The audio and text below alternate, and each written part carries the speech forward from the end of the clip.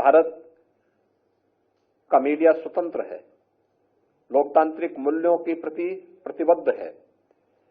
लेकिन कोरोना कालखंड के अंदर वो अनुशासन उनके मन में भी दिखा और उन्होंने उस अनुशासन के साथ लोगों को जोड़ने और उस जागरूकता के प्रचार प्रसार में जो योगदान दिया, मैं स्वयं उन दृश्यों को देख करके कभी कभी, क्योंकि कोरोना की आहट के साथ ही इस पूरे कार्यक्रम के साथ बहुत एक्टिव रूप से मैं जुड़ा रहा, लेकिन जो विजुअल्स आते थे, जो दृश्य देखे जाते थे,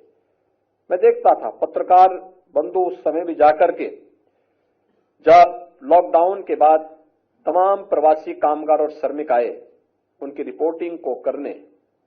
अवेयरनेस के कार्यक्रम को आगे बढ़ाने, जागरूकता के साथ लोगों को इस पूरे अभियान के साथ जोड़ने और साथ साथ शासन प्रशासन का ध्यान आकर्षित करने में भी एक बड़ी भूमिका का निर्वहन पत्रकार बंधु ने इस दौरान निर्विवाद रूप से प्रदेश के अंदर भी, देश के अंदर भी और दुनिया के अंदर भी किया। जहां अच्छा काम हुआ उसको उस रूप में व्यक्त करने का प्रयास किया, जहां पर लापरवाही थी शासन प्रशासन का ध्यान उधर भी आकर्षित किया। और इस दौरान जैसे मानव हानि, जनहानि हर जगह हो रही थी, उसी प्रकार से मीडिया जगत भी उससे अछूता नहीं रहा। हमारे प्रदेश के अंदर जो मान्यता प्राप्त हमारे पत्रकार बंधु थे, उनमें से 103 इस कोरोना महामारी की चपेट में आए। यद्यपि वैक्सीन आने के साथ ही हम लोगों ने व्यवस्था की कि पत्रकारों के लिए अलग से कैंप लगे और हम लोगों ने उनके लिए बूथ बनवाए थे। और जो पहली वैक्सीन लगाने की कार्रवाई प्रारंभ हुई, वह किसी राजनेता को नहीं, किसी प्रशासनिक अधिकारी को नहीं, बल्कि हेल्थ वर्कर्स के बाद हम लोगों ने जिनको प्राथमिकता दी, उनमें हम लोगों ने कोरोना वॉरियर्स के रूप में पत्रकारों को भी इसमें प्राथमिकता दी कि उन्हें भी ये वैक्सीन ली जानी चाहिए। लेकिन उस सब के बावजूद हमारे बहुत सारे बंधुगण इसकी चपेट में आए। 103 को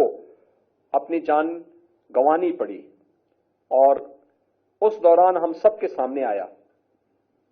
कि केंद्र और राज्य सरकार ने हर एक तबके के लिए कुछ न कुछ किया है, लेकिन एक तबका ऐसा है जो हमारे लोकतंत्र का एक स्तंभ है, वह अपने सीमित साधनों से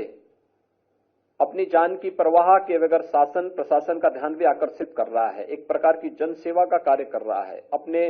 लोकतांत्रिक मूल्यों के प्रति प्रतिबद्ध होकर के इन कार्यक्रमों को आगे बढ़ा रहा है।